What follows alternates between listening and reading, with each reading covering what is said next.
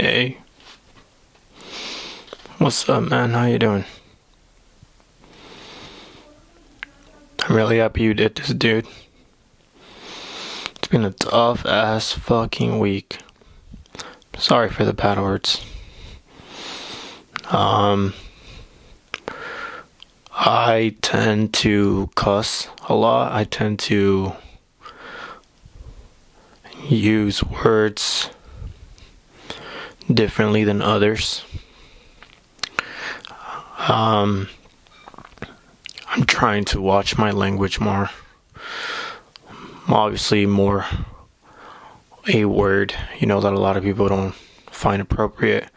It's obviously my main concern for myself. But it's been a tough week, dude. It's been a really tough week. You only had $19 in your account, and you used $10 for gas, and you survived the entire week. Obviously not by yourself. Shout out to the homie.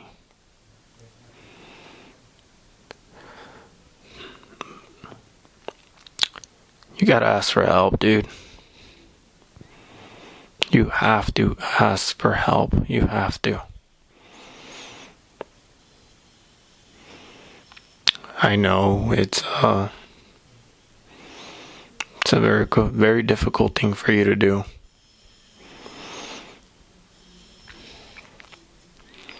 I guess we analyzed it with realizing that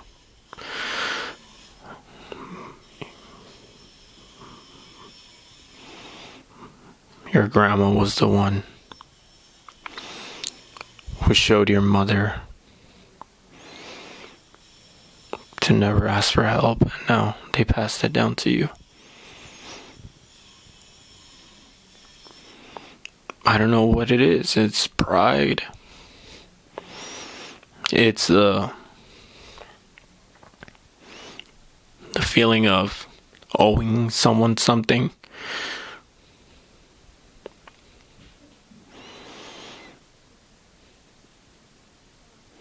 The feeling of you just never actually haven't gotten a yes, I will help you.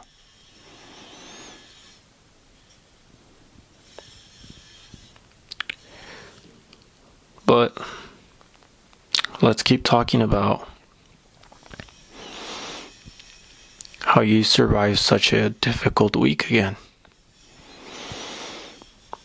It's been 13 days. 13 days clean. By yourself. Nights are disgustingly horrible, man. I can't even. But you did it. You did it, dude. And you're gonna keep doing it. You know why you're gonna keep doing it? Because you gotta lead by example, man. You gotta show people. If a broken, hurt,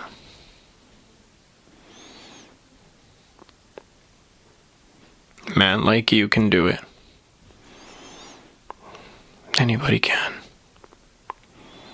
Whatever bad habits, whatever toxic traits, recognize them. Please recognize them. Recognize them when you're doing those bad habits, doing those, saying those, showing those toxic traits, man. You gotta recognize them, dude. You have to recognize them. Because no one else is gonna tell you that those are your bad traits. You're the only one that can obviously recognize them, but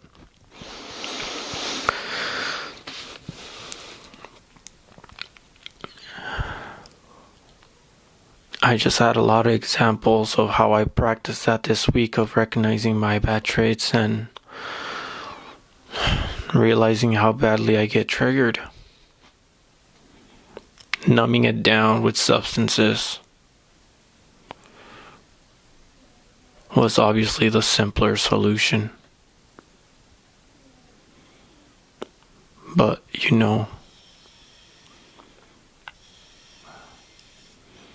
it wasn't the right solution. So, I had a lot of triggers this week. We had a lot of triggers this week, dude. And you fucking handled them, dude. You handled them.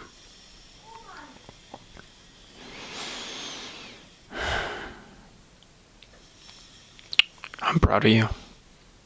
I'm genuinely proud of you, man. I don't know how you're doing it.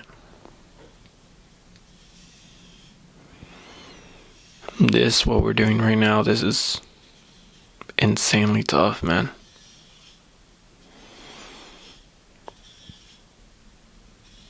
But I know someone may need to hear this.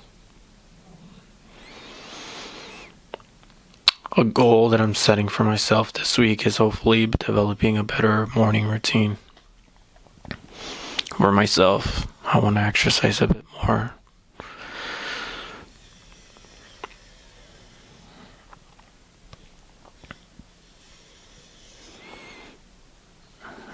You had such an awesome idea. And not only did you plan it and did your research, you're actually trying your best to execute it, dude, and that's incredible, man. And then your other project too, dude. Remember? That short film. Your homie's editing it, dude. You're doing it. You already have 2 in the bag. This is gonna be the 3rd one. And you know how good it is. You know how proud you are of it, dude. You're doing so fucking good, man. I'm sorry. You're doing so good, dude. I'm so proud of you.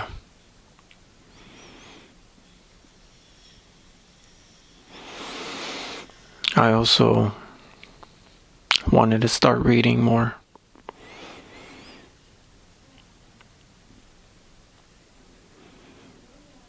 I don't know why,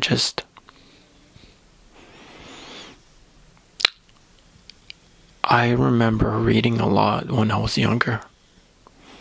It's hard for me to remember that, but it's hard. I remember doing that. Do you remember? We used to go to the library, dude. And we had no money. And they had those programs. Remember, they had those programs where you read 10 books during the summer and then you would get that coupon for that In-N-Out burger or that Farmer's Boys burger, and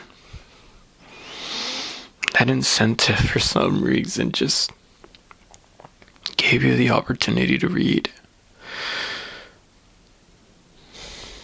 And right now I can't even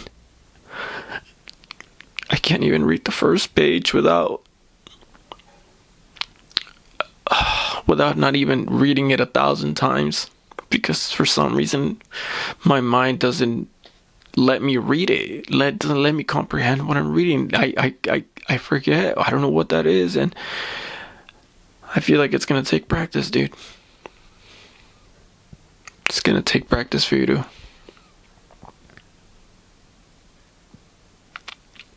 get back into that. So practice it, dude. Practice it a little bit every day.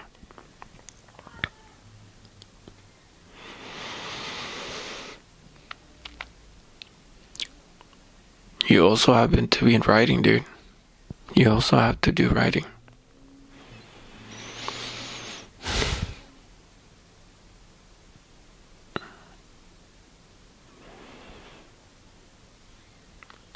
Um,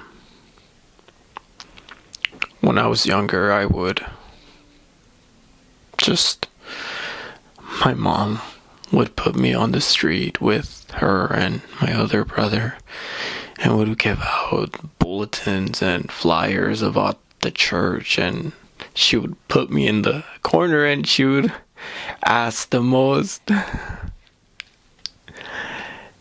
interesting question an 8-year-old can ask an adult. Obviously, the adult just laughed, but you took it seriously for some reason, and I feel like that was one of the first times where you had to put yourself out there and realize that you had to learn how to conversate, you had to learn how to improvise, you had to learn how to build a conversation. And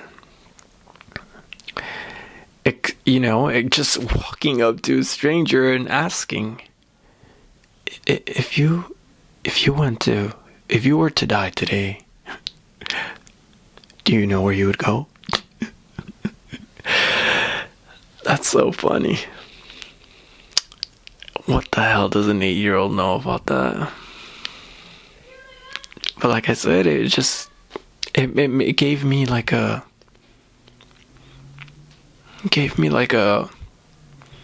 this weird way of not being shy of public speaking, not being shy of being myself, not being shy of just walking up to a stranger and just starting a conversation. Do you realize how much that has helped you out throughout your life, man? You're so introverted, you're so shy, you're such a little, excuse the word, but you already know the word. So I feel like that's what everybody has to practice. Those horrible experiences, those traumatic experiences, those cringy experiences, just analyze them, and see what good you can find out of them. See what you can appreciate about yourself that you're like, wow, if it wasn't because of that, it wouldn't be like this, I wouldn't have this, I wouldn't have that, and it would just, you can't change the outcome, but you can change how to react.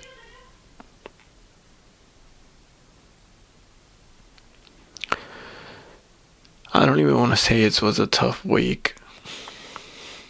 It's been a tough year. It's been 6 months. You lost one of your most important people in the world, and you're actually in a room.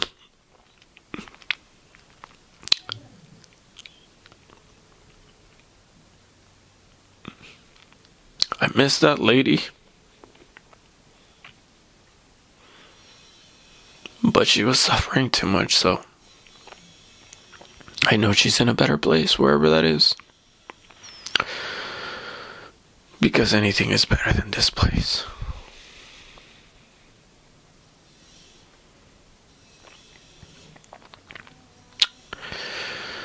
Damn, dude. You've been through so much, dude. You've seriously been through so much.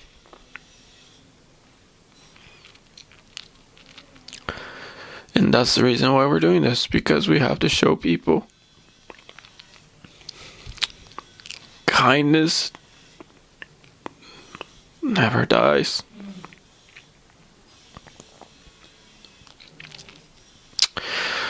Patience and compassion becomes your strong suit when you go through that much.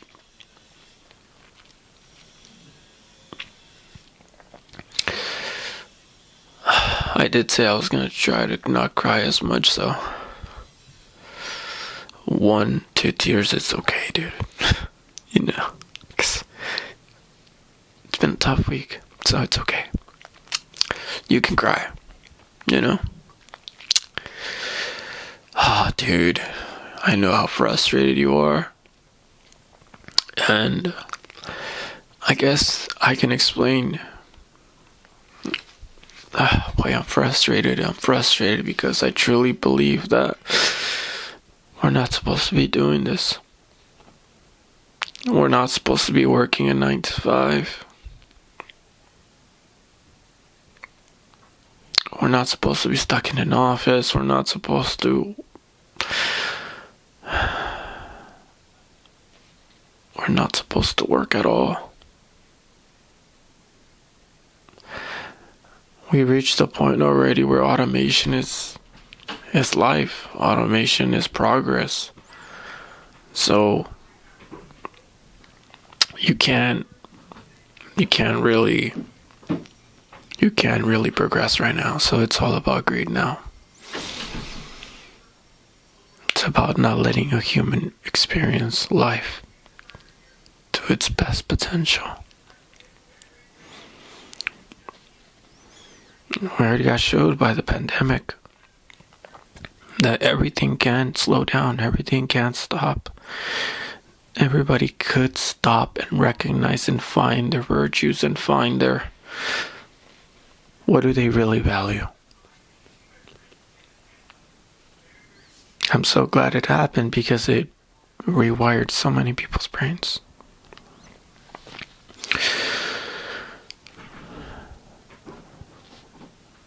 It was a tough time for me too, but I think when you're born in chaos, when life that you have had is pure chaos, it's just another day. And I feel for anyone that has never experienced any sort of chaos like that, because it is life-changing. From personal experience, it is life-changing. But let's hope it is for the better. Let's hope you don't victimize yourself. Let's hope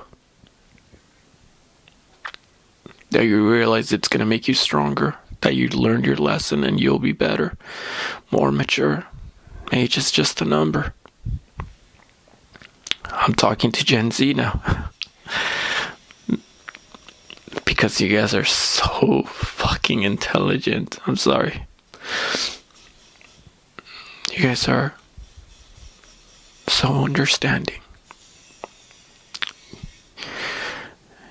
You guys are so trying your best to make sure that your future is going to be bright, and I truly believe it is. I believe you guys are the best generation. I believe you guys are going to really change the world. And hopefully I can witness it, because I do believe you guys are going to be the turning point.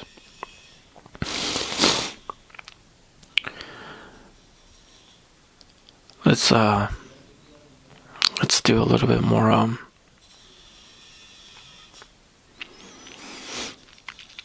let's do a little bit more self-love now.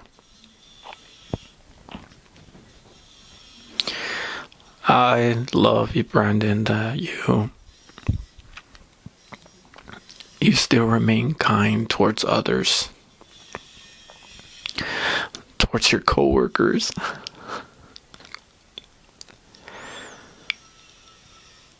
I don't know how miserable they feel when they're working, but I know I feel miserable. And just saying a joke, complimenting them, it's mostly for you, dude. But in a sense, it is for them. I guess it comes back to our ultimate goal, which is, I guess if we haven't said it, we're going to say it now. My ultimate goal is to be the person that I wish I had growing up. I want to be that person that supported. I want to be that person that had advised. I want to be that person that was there just a phone call away or a text away. No matter what you're going through, they were gonna fucking be there.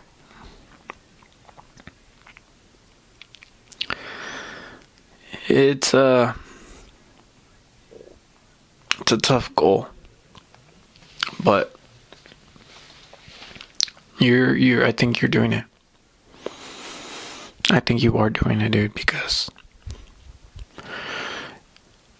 you've met so many people that just been so grateful with the